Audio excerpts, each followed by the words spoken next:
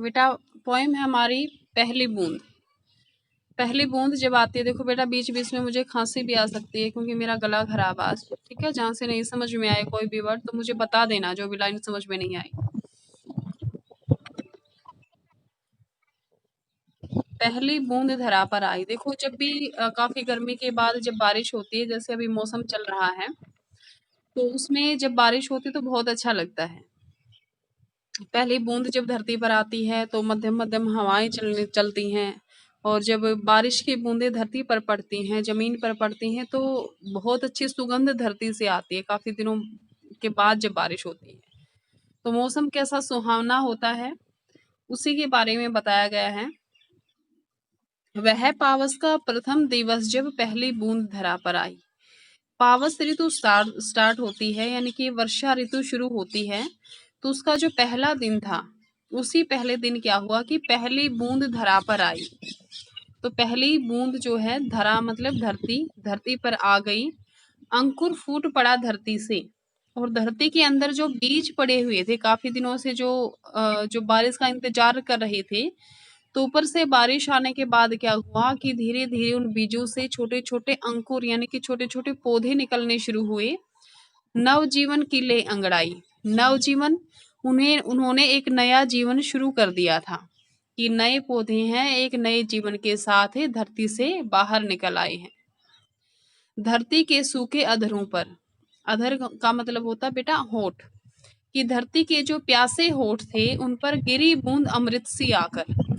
अमृत के समान, यहाँ पर जहाँ पर सा से सी कुछ दिन पहले आपके अलंकार करवाए थे, तो जहाँ पर सा से सी होता है वहां पर कौन सा अलंकार होता है बेटा? उपमा अलंकार। तो गिरी बूंद अमृत सी आकर, कि जैसे अमृत के समान, जैसे अमृत क्या होता है कि वो कहा जाता है अमृत के बारे में कि यह देवताओं या दानवों या कोई भी मनुष्य अगर इसको पी ले तो अमर होता है, ठीक है। तो उसी प्रकार से जैसे धरती को अमर कर दिया हो, धरती को एक नया जीवन उसने दिया हो, किसने? पहली बूंद ने।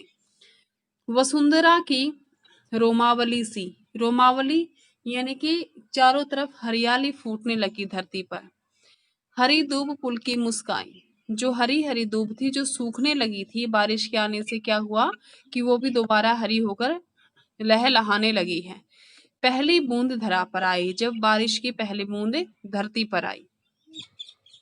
आसमान में उड़ता सागर, ऊपर आसमान में जो बादल थे वो बादल आसमान में उड़ते हुए दिखाई दिए, तो ऐसा प्रतीत होता है कि जैसे पूरा का पूरा सागर जो बादल है अपने साथ उठा लाए हों।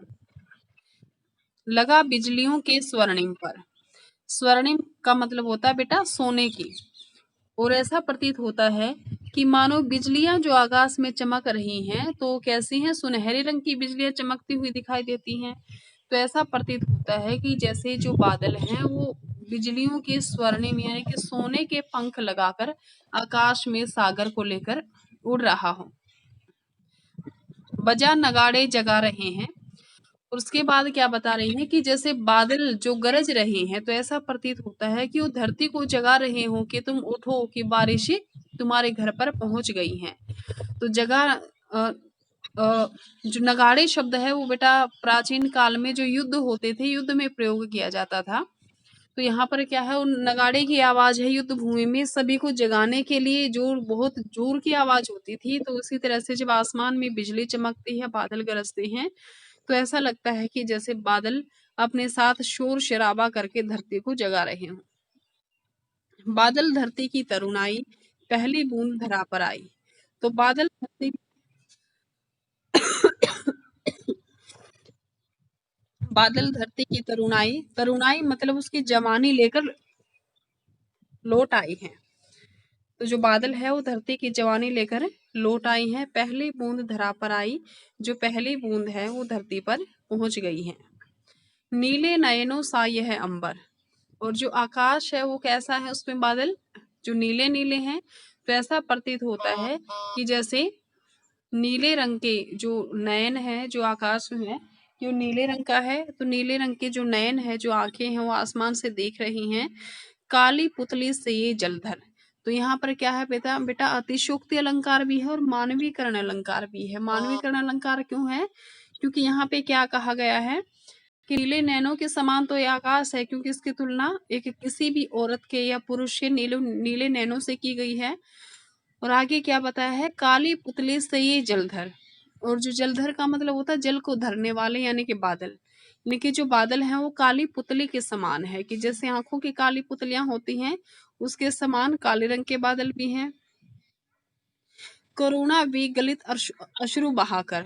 और वो इतनी दूर जो है, इतने दिनों से जो धरती से दूर रहे हैं, तो उनके मन में क्या है, करुणा यानी कि दया की भावना उनके मन में है। वी गलित अश्रु बहाकर, और अपने जो है आंसू बहाकर जैसे धरती को मना रहे हों। धरती की चिर प्यास बुझाई। चिर का मतलब होता है प्राचीन काल से चली आ रही। तो बादलों ने क्या किया, धरती की प्राचीन काल से चली आ रही प्यास को बुझा दिया है। बूढ़ी धरती शस्य श्यामला। जो बूढ़ी धरती थी, यानी कि जो प्राचीन काल से जो धरती थी, और उसके अंदर क्या था कि जिसकी जो प्यासी थी अभी वो धरती, उस शस्य श्यामला, उसने क्या किया कि पानी पाकर उसमें भी चारों तरफ हरियाली आ गई है। बनने को फिर से ललचाई। चारों तरफ से हरी भरी खुशहाली और जवान बनने के लिए फिर से ललचा गई है। पहली बूंद धरा पर आई। और जब बादल की पहली बूंद धरा पर आई है, तो जो प्रकृति में है, जो धरती पर है, अजब का चमत्कार देखने को मिल गया है। ये हो गई है बेटा आपकी पोएम। एक बार इसको अभी के अभी बेटा रीड करके देखो। कोई भी वर्ड, कोई भी लाइन आपको समझ में नहीं आई हो तो मुझे बताओ। काफी टाइम है बेटा आपके पास है, एक बार बताओ मुझे इसके बारे में। यस बेटा।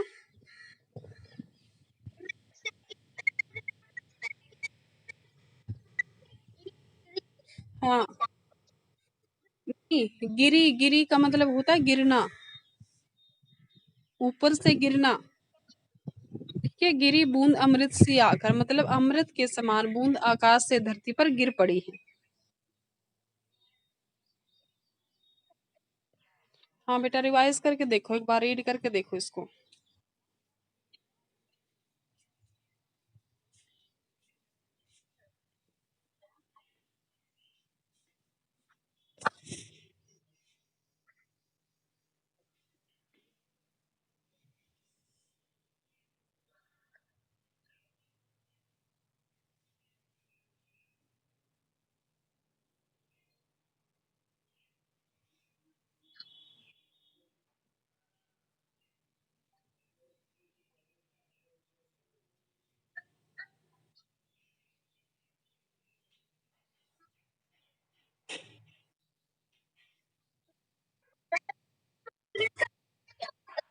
किसका बेटा?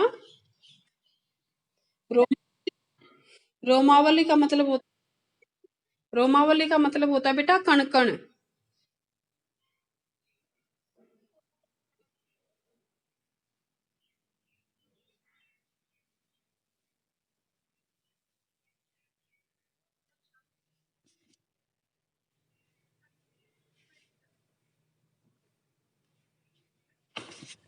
बेटा बाकी स्टूडेंट भी रिवाइज कर रहे हो क्या तुम?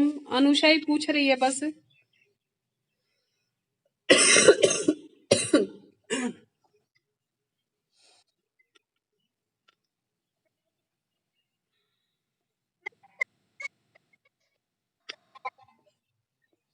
तरुणाई का मतलब होता है बेटा जवान होकर।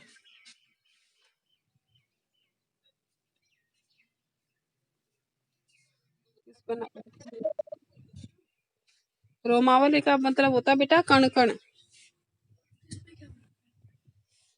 बैठा था मेरे तीन जगह लड़का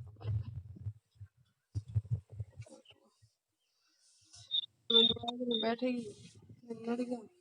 मैंने सोचा उड़ गया होगा, पढ़ाती पढ़ाती चिल्लाऊंगी। ओके बेटा, इसके क्वेश्चन आंसर हैं और वो वर्ड मीनिंग है। वर्ड मीनिंग जिसके पास बुक है वो कर लेना, क्वेश्चन आंसर मैं शेयर कर दूंगी, ठीक है?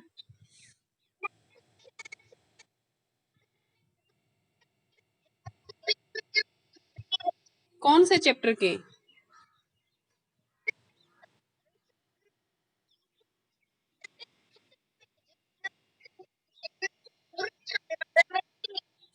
फोर्थ चैप्टर के क्या नाम है बेटा चैप्टर का?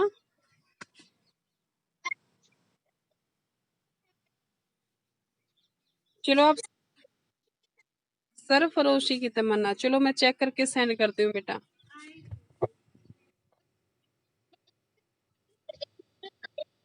अच्छा ठीक है बेटा, लिखित भी सेंड कर दूंगी मैं। तरुणाई का मतलब होता है बेटा जवान होकर, जवानी या जवान होकर। तो पा लिया।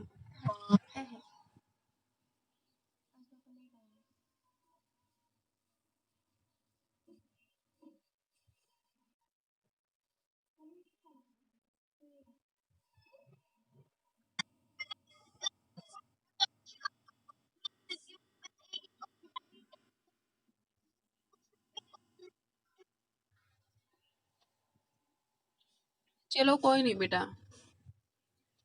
वो जो वीडियो है मैं वो शेयर कर दूंगी उनके साथ।